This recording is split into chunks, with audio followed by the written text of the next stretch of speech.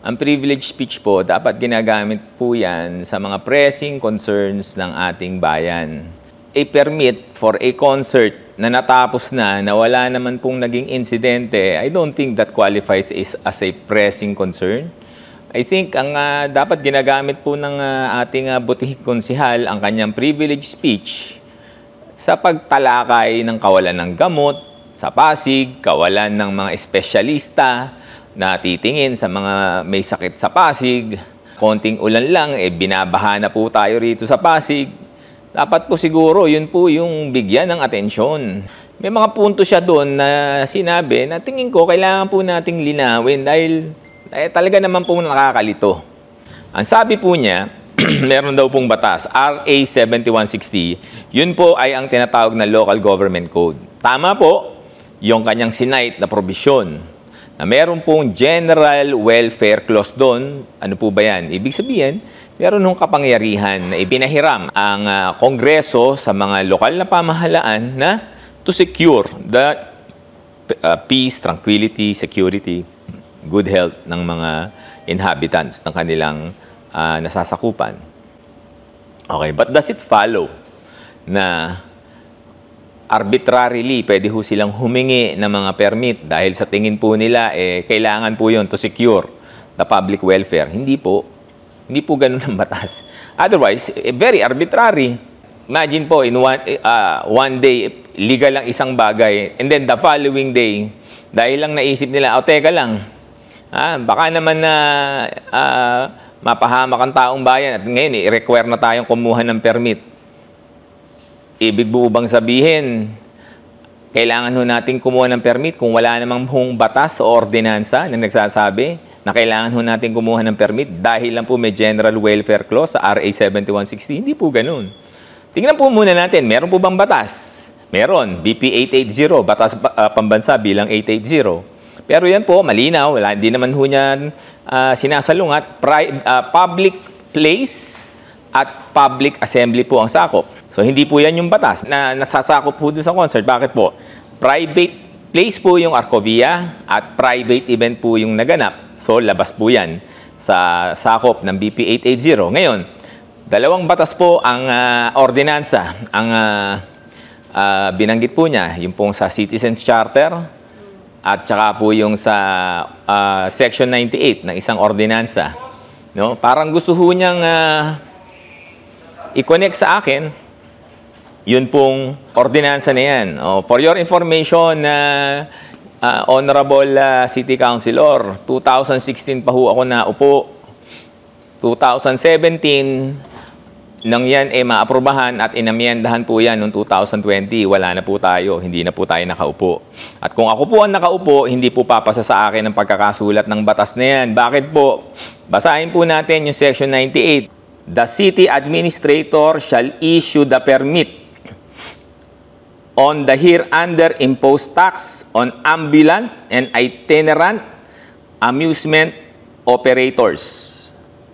Okay, so dalawa po ang pinag-uusapan dito. Yun pong city administrator at yun pong ambulant and itinerant amusement operators. Ang pagbabasa po ng batas, meron po yan tinatawag na statutory construction. Paano mo ba bibigyan ng kahulugan ang mga salitang mababasa mo sa batas? Ano po ang ibig sabihin ng salitang operator? Okay, kailangan din po ng maintindihan ng ating butihing konsehal. Ang pagbabasa po ng batas, meron po yan tinatawag na statutory construction. Paano mo ba bibigyan ng kahulugan ang mga salitang mababasa mo sa batas? Meron po tinatawag na plain meaning rule. Ano po yan? Kapag ang batas gumamit ng salita at hindi po niya yan dinefine sa batas, ang ibig sabihin, yun pong mga salita sa batas na yan, it means the ordinary meaning of the word found in the dictionary. Okay. So, balikan po natin. Meron po bang definition ng salitang amusement operator sa ordinansang binanggit ng ating butihing konsehal? Wala po. Sa madaling salita, kailangan po nating tumungo sa dictionary definition ng salitang operator. Ano po ibig sabihin ng operator? Means the owner or manager of a business. Business po. Negosyante. Meron pong mga negosyante na ang kanilang hanap buhay ay ang magpa-event. Yun po ang sinasakop ng batas na binabanggit ng ating butihing konsihal. Yung pong binabanggit niya pong mga organisasyon, hindi po yan negosyo. Hindi po sila naningil, wala pong bayarang nangyari riyan. Libre po yan na binigay po sa mga kabataang Pasigueño. Bakit po niya ipinipilit na ang organizer operator? Hindi ho yan negosyo. Mali na po, doon pa lang sa punto na yun. Binasa ko yung batas. Unang binanggit po yung pong permit. Sino ang sabi? The city administrator shall issue the permit. Okay. So, sino binigyan ng obligasyon? Yung pong city administrator na mag-issue. Meron po bang corresponding obligation on the part of the amusement operator to secure the permit? Wala po. Ang sinabi lang, si city administrator mag-i-issue ng permit kapag binayaran po yung tax. Yun po bang pagbabayad ng tax? Ano po ba dapat ang makuha natin? Kung tayo citizen o resident po tayo ng Pasig, nagbayad tayo ng buwis sa gobyerno, dapat po ba permit ang makuha natin? Halimbawa, real property tax, binayaran natin sa City Hall. Tama ba na ang issue sa atin ng City Hall ay real property tax permit? Hindi ba dapat ang matanggap natin dahil nagbayad tayo ng buwis, real property tax receipt? Resibo po, patunay na binayaran na po natin yung buwis para hindi na po tayo singilin ulit. So, madaling salita po, mali po ang pagkakasulat ng batas. At obligasyon po nila na kaysa mag-privilege speech po sila riyan, aralin nila batas, repasuhin ang batas nang sa ganun, kung merong mga ipinapataw na obligasyon, malinaw na nakapataw, hindi by implication, hindi by inference, hindi indirectly. Sana sinabi ho nung ordinansa that the amusement operator shall secure a permit and pay the tax, and the city administrator shall issue the requested permit upon presentation of the proper application and proof of payment of the tax. Yun po ang malinaw na pagbalangkas ng batas, hindi po yung ganyang pagkakasulat. At uulitin ko po, nung maging batas po yan sa Pasig, ordinansa, hindi na po ako ang konsihal dahil hindi ho papasa sa akin ang wording na ganyan. Ako ho ang unang tutulig sa riyan. Bakit po? Again, babalik po tayo. Ano sinabi doon ng ordinansang binanggit ng ating butihing konsihal? Nature of permit. For fun or for runs or parade, 5,000 rate per day. Kapag promotion, selling, demo, flyering, 3 pong klase.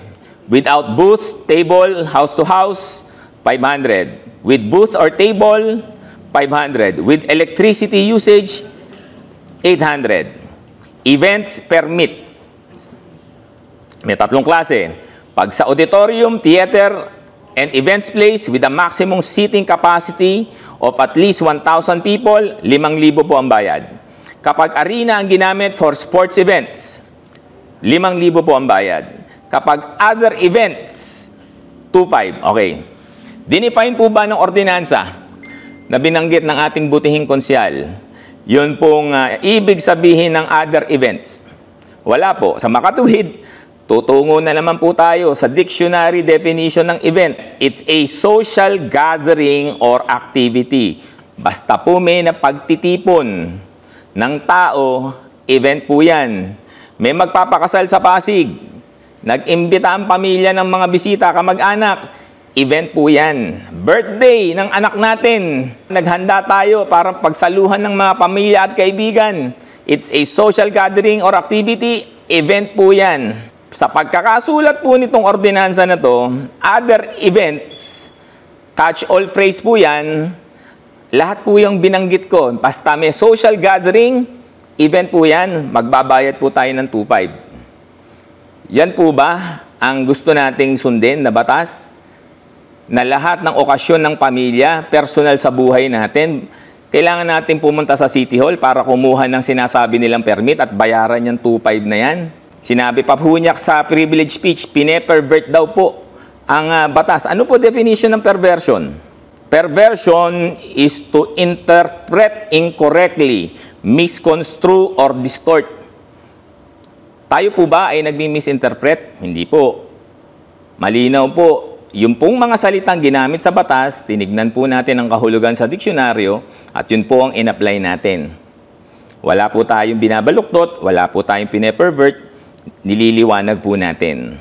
General rule po, ang ordinansa po na ilalabas ng bawat sanggunian dito sa Pilipinas, naturalmente po, ang presumption correct po yan. Diba? Mahirap naman po na maging rule dito sa Pilipinas, bawat batas na ilalabas ng mga konseho, may presumption na invalid. Natural lang po na i-presume na valid. Subalit, ito po, napaka-importante, meron pong exception yan. Yan pong rule na yan, na presumption of validity of ordinance does not apply if on its face the ordinance is invalid. Why? Because it contradicts a law. Halimbawa po, under the revised penal code, malinaw po, bawal pumatay ho ng isang tao. Homicide or murder, parricide or infanticide, bawal po yan sa batas. Pwede po ba na ang sangguniang panglungsod ng Pasig nung panahon ng Operation Tokhang maglabas ng ordinansa na legal pumatay ng tao, basta adik, patayin natin. Sasabihin ngayon ng konseho, yan ang gusto nating maging batas sa Pasig. Pumasayan sa 3 pagbasa. First reading, second reading, third reading. Napirmahan ng mayor, naging batas sa Pasig. Ngayon ba, ibig sabihin, pwede nang patayin ang mga adik sa Pasig? Dahil sinasabi ng ordinansa, bagamat sinasabi ng revised penal code, bawal pumatay ng tao. Yun ba ang tamang interpretasyon sa batas? Hindi ho. Kung malinaw po na yung pong batas na ipinasa nakasalungat doon po sa tinatadhana ng Republic Acts or ng mga batas pambansa, any legislation passed by Congress, hindi ho pwedeng mangibabaw yung pong ordinansa versus a law. Mas mataas po yan. Hindi ho pwedeng sumalungat. At kung sumalungat, then wala hong presumption of validity ang ordinansa na yan. On its face, invalid, bumabangga po, sumasalungat sa tinatadhana ng batas. So, hindi ho po pwedeng ganyan. On its face, kung mali po ang pagkakasulat ng batas, hindi po natin yan dapat ipatupad in the first place. Ngayon, kung sinasabi po na may paglabag, hindi ho ba dapat sa halip na privilege speech ang ginawa, di sana kinuha po nila ang listahan ng lahat ng nagpa-event sa Arcovia at lahat, at total may listahan siya ng kumuha ng permit versus sa mga listahan ng mga nag-event. Di yung wala sa listahan niya, kasuhan nila lahat. Sa paningin nila, may nilabag na batas, umaksyon. Diba? Ipatupad ang batas. Diba? Ano nga ho ba sabi ng isang dating mayor sa Maynila? The law applies to all, otherwise none at all. Hindi pwedeng selective. Bakit mo yun? Bakit mo isi-single out yung isang lumabag? Halimbawa ho, sa mga motorista. Papayag ba tayo na 10 ang tumawid ng kalsada habang nakapula ang signal ng signal light at tapos ikaw lang ang huhulihin, yung siyam na nauna sa'yo, pinabayaan lang ng polis? Hindi tayo papayag. Di ba? Makakarinig din ho sa atin yung polis. Bakit ako lang? Bakit yung mga ibang lumabag, pinabayaan mo? Dalawa lang po ang kumuha ng permit out of so many events, private events conducted in Arcovia. Bakit ngayon lang po sila nagsalita? Ako ho, prangkahang salita, nakikita ko politika. Di ba? Total, nakapag-file na po ng Certificate of Candidacy ang mga kakandidato. Nakasama po si Ate Sara, politika. Diba? Sana baguhin na po natin ang politika. Walang benggahan, walang gipitan, walang siraan. Daanin na lang natin sa pagalingan ng serbisyo. Diba? Tulungan natin yung mga mahihirap sa Pasig nang sa ganon, ang panalo tao. Kasi sa ganitong nangyayari, na palitan lang ng kuro-kuro opinion, wala naman pong nakikinabang dito eh. Nasasayang po pare-pareho ang oras nating mga taga-Pasig. Hanggang ngayon po, walang gamot sa ospital. Hanggang ngayon, konting ulan, baha dito sa Pasig. Hanggang ngayon, ang basura natin, pakalat-kalat. Ang dami pong problema na hindi nalulutas, nauubos sa mga ganitong walang kapararakang bagay. Masasabi ko po sa ating butihing konsihal, Bolta, nakaupo po kayo po ang may mandato, gawin nyo po ang trabaho nyo, Huwag nyo pong pag-initan ang mga lalaban sa politika, karapatan po ng bawat Pasigenyo na lumahok sa politika. Hayaan nyo pong taong bayan ang magdesisyon. Huwag ho nyong gamitin ang inyong katungkulan bilang platform at para siraan ng siraan yung mga magiging katunggali nyo sa darating na eleksyon. Pagpagalingan po tayo sa pagpapaliwanag, sa pagkumbinsi, sa pagtulong, pagbibigay ng serbisyo sa mga botante ng Pasig.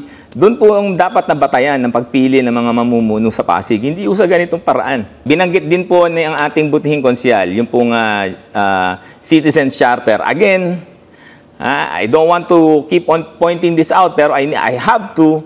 Citizens Charter, ano po ibig sabihin? Ang charter po, nanggaling po yan sa ibang bansa. European nations po pinanggalingan yan. Ang tawag panghuang-aho dyan is the Magna Carta, the Great Charter. Nung araw po kasi, di ba, may kasabihan, pag sinabi ng hari, hindi mababali. Yun po ang batas nung araw. Pag sinabi ng hari, pugutan ng ulo yan. On the spot, pwede kang pugutan ng ulo dahil salita ng hari. Kaya nagkaroon po ng Magna Carta, the Great Charter. Sabi po nung batas na yan, no person shall be deprived of life, liberty, or property without due process of law. Kailangan kung meron po munang nilabag na batas yung tao bago natin parusahan. Sa madaling salita po, ang charter nagbibigay ng karapatan sa mga individual. Hindi po dapat i-interpret ang isang charter na nagbibigay ng obligasyon. Karapatan ang ibinibigay ng charter, hindi po obligasyon. Hinahamon ko naman po sila na magkaroon ng public debate nang sa ganon, magkaliwanagan. Gagamitin po nila ang kanilang posisyon, ang flag ceremony, ang sesyon ng sanggunian para magsalita ng hindi ho kami kaharap. Paano ho kami sasagot? Ang nangyayari po tuloy, magsasalita sila, sasagot kami sa interview, magsasalita na naman sila, sasagot na naman po kami sa interview. Napakatagal na proseso, isang upuan na lang. Mag-set ho sila ng araw, lugar, kami po ang pupunta. I-cover po ng lahat ng national media at local bloggers natin. Nang sa ganun, magkaintindihan. Yun po ang pinakamabilis. Hindi ho ganito. Nakakalungkot po na nagiging politicized po yung pong discussions. And hindi ko rin maiwasan na mag-express ng emosyon dahil hindi po ito ang uri ng serbisyo na inaasahan ko mula sa mga nakaupo. Dapat po sa bawat galaw, sa bawat isip, sa bawat salita ng mga nakaupo, ang nakikinabang po ay ang taong bayan, hindi ho yung kanilang politika.